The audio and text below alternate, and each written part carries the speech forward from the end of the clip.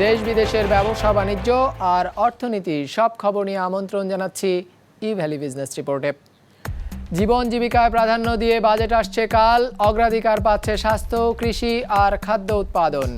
বাজেটের 1/3-এরও বেশি অর্থ জোগাড় হবে ধারে, নির্ভরতা বেশি বৈদেশিক ঋণে। করোনায় বিনোদন পার্কগুলোর ক্ষতি পৌঁছেছে 10,000 কোটি টাকায়। স্বাস্থ্যবিধি মানার শর্তে খুলে দেওয়ার আহ্বান। এমন সব খবর নিয়েই আমাদের আজকের আয়োজন। আসছে 2021-22 অর্থ বছরের বাজেট জাতীয় সংসদে পেশ হবে বৃহস্পতিবার। অর্থমন্ত্রী আ.হ.ম মুস্তফা কামাল বিকেল 3টায় তার বাজেট বক্তৃতা শুরু করবেন বলে জানা গেছে। আওয়ামী লীগ সরকারের তৃতীয় মেয়াদের তৃতীয় বাজেট এটি। জীবন জীবিকায় প্রাধান্য দিয়ে সুদৃঢ় আগামীর পথে বাংলাদেশ শিরোনামে এবারের বাজেট প্রণয়ন করা হয়েছে, যেখানে দেশের প্রান্তিক জনগোষ্ঠীকে অগ্রাধিকার দেওয়া হয়েছে বলে জানিয়েছে অর্থ মন্ত্রণালয়। গুরুত্ব দেওয়া হয়েছে স্বাস্থ্য, কৃষি আর কোভিড মোকাবেলায় প্রণোদনা প্যাকেজের বাস্তবায়নে। বাজেটের আকার হবে 6,03,681 কোটি টাকা, যা চলতি বাজেটের থেকে 6 ভাগ বেশি। 1/3-এরও বেশি অর্থ ধার করে আসছে অর্থ বছর বাজেট বাস্তবায়নের পরিকল্পনা করছে সরকার। টাকার অঙ্কে সেই বাজেট ঘাটতির পরিমাণ 2,14,000 কোটি টাকা, যা মোট দেশজ উৎপাদনের 6.2 ভাগ। যদিও বিশ্লেষকদের মতে মহামারীর এই সময়ে ব্যয় বাড়ানোর স্বার্থে ঘাটতি বাজেট এর থেকে বড় হলেও সমস্যা ছিল না, কেননা করোনা মোকাবেলায় বিদেশি অর্থায়ন প্রাপ্তির সুযোগ আছে অনেক। সৌরভ রহমানের রিপোর্ট। 6 লাখ কোটি টাকার বাজেটে বিদেশি অনুদানের হিসেব বাদ দিলে আয়ের সংস্থান হয়েছে 3,89,000 কোটি টাকা, যার মধ্যে 3,30,000 কোটি টাকা আদায়ের দায়িত্ব দেওয়া হচ্ছে জাতীয় রাজস্ব বোর্ডকে। সেই হিসেবে ঘাটতি থেকে যাচ্ছে 2,14,681 কোটি টাকা, যা মোট বাজেটের 35.5 ভাগ। চলতি বাজেটে এই হার ছিল 30.5-এর মতো। হিসেব বলছে এবার ঘাটতি বাড়ছে মোট দেশজ উৎপাদন বা জিডিপির অনুপাতেও। 6.1% জিডিপির অনুপাতে ঘাটতি আমাদের কনটেক্সটে ইস্যুটা হচ্ছে এটা কিসের মাধ্যমে হবে। যদি যেসব খাতে ব্যয়ের প্রয়োজন আছে এবং বর্তমান প্রেক্ষাপটে বড় ধরনের গুরুত্ব রাখে, এসব খাতে ব্যয় বৃদ্ধির ফলে আমাদের বাজেট ঘাটতি যদি বাড়ে, সেটা সার্বিকভাবে অর্থনীতির উপকারে আসবে। আমাদের যদি শুধুমাত্র টিকাদান কর্মসূচিটাকেই বাস্তবায়ন করতে হয়, সেখানেই কিন্তু আমাদের অতিরিক্ত ব্যয় করতে হবে 20,000 থেকে 24,000 কোটি টাকা। এগুলো যদি করতো সরকার এবং রাজস্বের ঘাটতিটাকে যদি সঠিকভাবে নির্ণয় করত, তাহলে কিন্তু ডেফিসিট ওই 7 বা 7.5% হতে পারত এবং হওয়া উচিত বলে আমি মনে করি। 2,14,000 কোটি টাকার এই ঘাটতি মেটানোর পরিকল্পনায় 1,01,228 কোটি টাকা আশা করা হচ্ছে বৈদেশিক ঋণ আর অনুদান থেকে। অর্থাৎ বাকি ঘাটতি পূরণে স্থানীয় ব্যাংকিং খাত থেকে সরকার 76,452 কোটি টাকা ঋণ নেওয়ার পরিকল্পনা করছে। সঞ্চয়পত্র বিক্রি সহ অন্যান্য খাত থেকে ধার নেওয়া হবে বাকিটা। হিসাব যেটা ধরা হয়েছে সেইটা অর্জন করার মতো কমিটেড এইড পাইপলাইনে 50 বিলিয়নের মতো আছে। পাইপলাইনের প্রায় 22-23% যদি আমরা ইউটিলাইজ করতে পারি এই অর্থ বছরে, আগামী অর্থ বছরে, তাহলে কিন্তু যে প্রাক্কলনটা করা হয়েছে ভ্যাকসিনেশন সহ এটার কাছাকাছি পৌঁছানো সম্ভব। এবং সেটা এখনো বাংলাদেশে কিন্তু আমরা যে সুদে পাচ্ছি এটা সাশ্রয়ী সুদে আমরা পাচ্ছি, এবং আমাদের যে বিদেশি ঋণ পরিষেবার যে দায়ভার এবং আমাদের বিদেশি ঋণ এবং জিডিপির যে পার্সেন্টেজ, এটাও কিন্তু আমাদের সহনীয় মাত্রায় আছে। যদিও হিসেব বলছে বিদেশি কিংবা অভ্যন্তরীণ ব্যাংকিং ব্যবস্থা থেকে চলতি অর্থবছর পরিকল্পনা অনুযায়ী ঋণ নিতে পারেনি সরকার। শুধু সাধারণ বিনিয়োগকারীদের চাহিদার কারণে সঞ্চয়পত্র লক্ষ্যের থেকে 10,000 কোটি টাকা বেশি বিক্রি হয়েছে। সৌরভ রহমান, বিজনেস রিপোর্ট, মাছরাঙা টেলিভিশন। আসছে অর্থ বছরের বাজেট নিয়ে এবার আমরা কথা বলবো বিশিষ্ট অর্থনীতিবিদ ও তত্ত্বাবধায়ক সরকারের সাবেক অর্থ উপদেষ্টা ডক্টর এবি মির্জা আজিজুল ইসলামের সঙ্গে। ডক্টর আজিজ, কাল 2021-22 অর্থ বছরের জন্য বাজেট সংসদে পেশ হতে যাচ্ছে। করোনাকালীন এই অনিশ্চিত সময়ে আপনি কেমন বাজেট প্রত্যাশা করেন? বর্তমান পরিস্থিতিতে স্বাস্থ্য খাতের উপরে বিশেষ গুরুত্ব দিতে লাগবে এবং এর সাথে সাথে সামাজিক নিরাপত্তা বেষ্টনীর বেষ্টনীর আওতায় আরো বেশি সংখ্যক লোক আনতে লাগবে। তার কারণ হচ্ছে যে দারিদ্র সীমার নিচে বসবাস করার মানুষের সংখ্যা অনেক বেড়ে গেছে। কৃষিখাত ক্ষেত্রে বরাদ্দ সেটা ভর্তুকি হিসেবে হোক বা যেভাবে হোক বাড়াতে লাগবে, কেননা কৃষিখাত যদিও জিডিপির আনুপাতিক হার হিসেবে এর অবদান অনেক কমে গেছে, এখন তো এটা 15%-এর নিচে, কিন্তু জনমানুষের খাদ্য নিরাপত্তা নিশ্চিত করার ক্ষেত্রে এর ভূমিকা অগ্রণী। প্রতি বছর বাজেট বাস্তবায়নে বড় ধরনের ঘাটতি লক্ষ্য করা যায়, এর জন্য আসলে কি পদক্ষেপ নেওয়া প্রয়োজন বলে মনে করেন আপনি? এই যে বাজেট বাস্তবায়নের যে সমস্যা, সেই সমস্যা দূরীকরণের জন্য আমি মনে করি প্রশাসনিক যন্ত্রের দক্ষতা বৃদ্ধি, তাদের জবাবদিহিতা নিশ্চিত করা এবং তাদের একটা পুরস্কার এবং তিরস্কারের ব্যবস্থা করা, এই বিষয়গুলোর প্রতি বাজেটের কি দিক নির্দেশনা আসে সেটাই আমি প্রতীক্ষায় থাকবো। তাহলে কোন বিষয়গুলো অর্থমন্ত্রীর বাজেট বক্তৃতায় গুরুত্ব দিয়ে আসা উচিত বলে মনে করেন আপনি? আমাদের নীতি নির্ধারকদের ওই একটা প্রবণতা থাকে যে আমরা সমস্যাটাকে অস্বীকার করি, আমরা বলি যে এই সূচকে বাংলাদেশটা এত ভালো করেছে, ওই সূচকে এত ভালো করেছে। কিছু কিছু ক্ষেত্রে বাংলাদেশের অগ্রগতি নিঃসন্দেহে প্রশংসনীয়, কিন্তু যে সমস্যাগুলো আছে সেই সমস্যাগুলো আমাদের স্বীকার করতে লাগবে।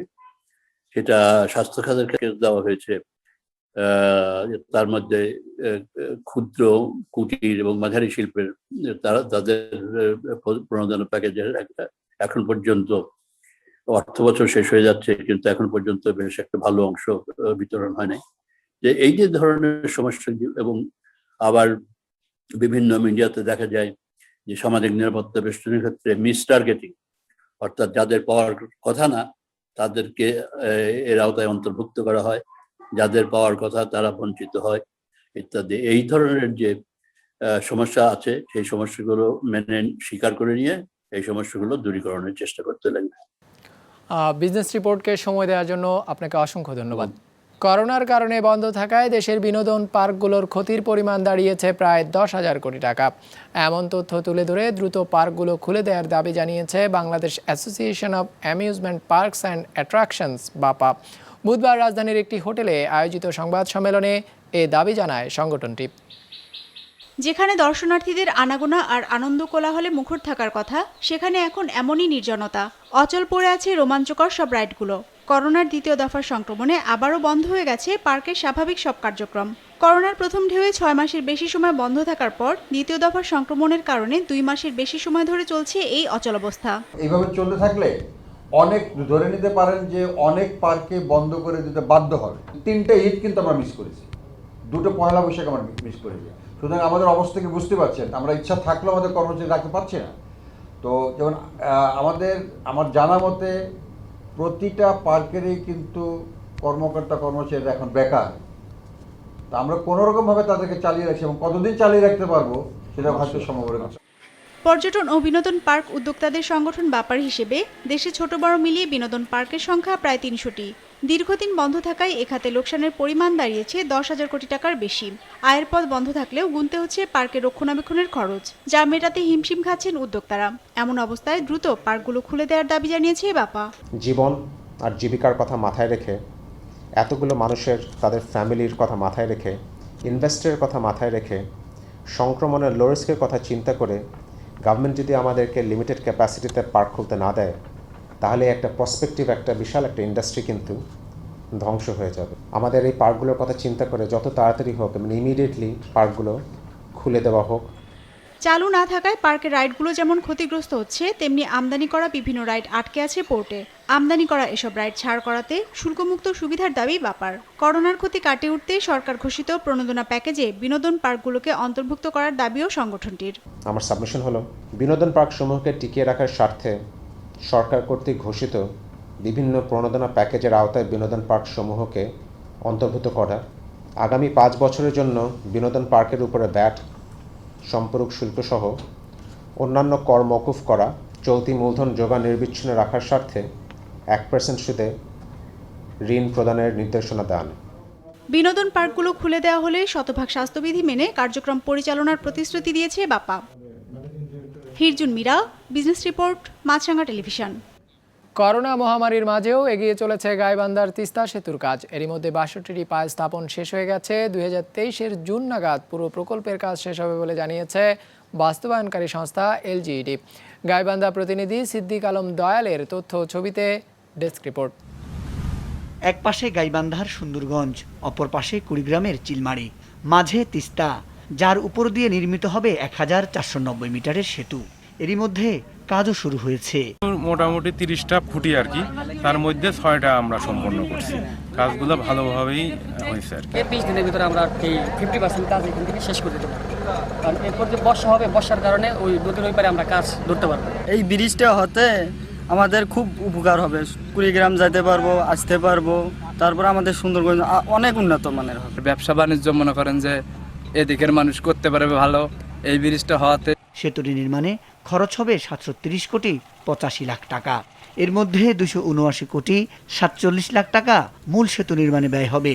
সংযোগ সড়কের জন্য ধরা হয়েছে ১০ কোটি ২৫ লাখ টাকা, আর নদী শাসনে ৮ কোটি ৫৫ লাখ টাকা। এলজিডি জানিয়েছে এই প্রকল্পের জন্য ৩.৫ কিলোমিটারের মতো নদী শাসন করা হবে, আর সেতুর দুই পাশে নতুন করে সংযোগ সড়ক হবে ৫৭.৩ কিলোমিটার। ইতিমধ্যেই আমাদের এখানে ২৯০টা পাইল রয়েছে, তোর মধ্যে মাত্র ৩ মাসের ভিতরে আমরা ৬২টা পাইল করতে পেরেছি সম্পূর্ণ, এবং একটা অ্যাপার্টমেন্টও কমপ্লিট হয়েছে। এছাড়া অ্যাপ্রোচ রোডের কাজও এগিয়ে চলছে। ২০১৪ সালের ২৫শে জানুয়ারি প্রধানমন্ত্রী শেখ হাসিনা ভিডিও কনফারেন্সের মাধ্যমে তিস্তা সেতুর আনুষ্ঠানিক ভিত্তিপ্রস্তর স্থাপন করেন, আর সেতুর মূল কাজ শুরু হয় এবছরের প্রথম দিকে। বিজনেস রিপোর্ট, মাছরাঙা টেলিভিশন।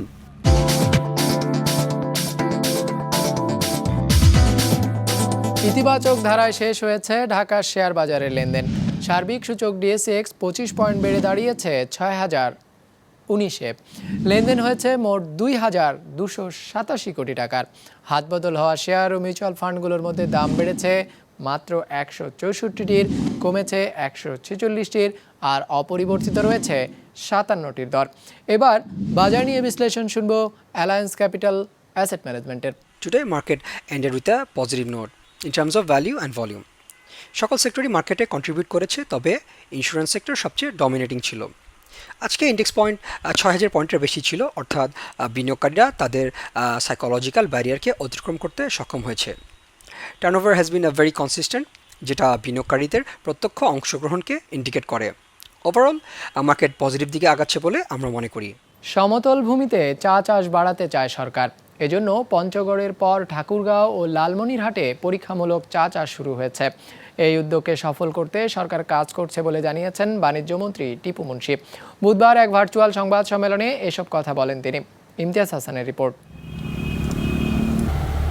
গেল এক দশকে দেশে চায়ের উৎপাদন প্রায় ৪৪ ভাগ বেড়েছে।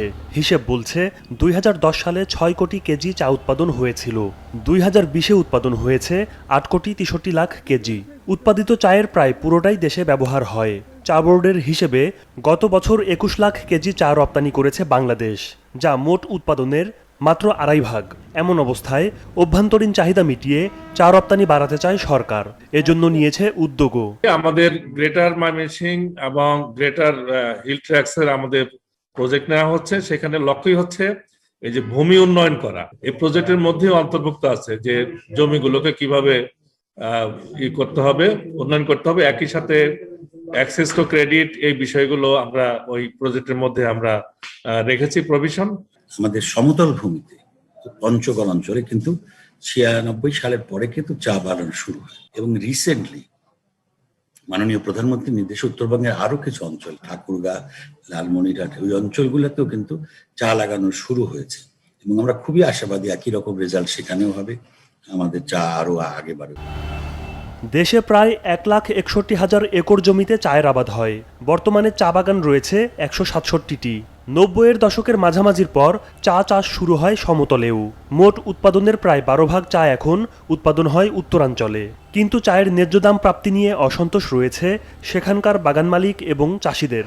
একটু ইমপ্রুভ করে আমাদের সার্বিক অবস্থাটা, আমরা প্রথমেই ওই পঞ্চগড়েই আমরা আমাদের চায়ের একটা বড় মিটিং করে ওখানকার সমস্যার সমাধান করার চেষ্টা করব। সমস্ত গ্রোয়ারদের সাথে নেব, যারা ফ্যাক্টরি ওনার তাদেরকে সাথে নেব, এবং আমরা এই ব্যাপারটার একেবারে সলিউশন আমরা একটা ওয়ে আউট করব, যাতে করে তার নিচে যেন দাম না পায় তাদের প্রোডাকশন কস্ট, এবং যেটুকু তাদের হওয়া উচিত তার একটা সীমা রেখে আমরা করব যে no way the price should not go below that.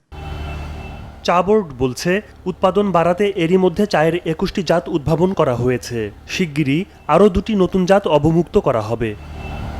Imtiaz Hasan, business report, Maasranga television. দর্শক, আমাদের যে কোনো পর্ব নিজেদের সুবিধাজনক সময়ে দেখতে সাবস্ক্রাইব করুন বিজনেস রিপোর্টের অফিসিয়াল ইউটিউব চ্যানেল। ফেসবুক পেজে লাইক দিয়ে আপডেট থাকুন ব্যবসা বাণিজ্যের আলোচিত সব ঘটনা সম্পর্কে, আর আপনাদের মতামত জানান ইনবক্সে। আজ এটুকুই, বিদায় নিচ্ছি, ভালো থাকবেন।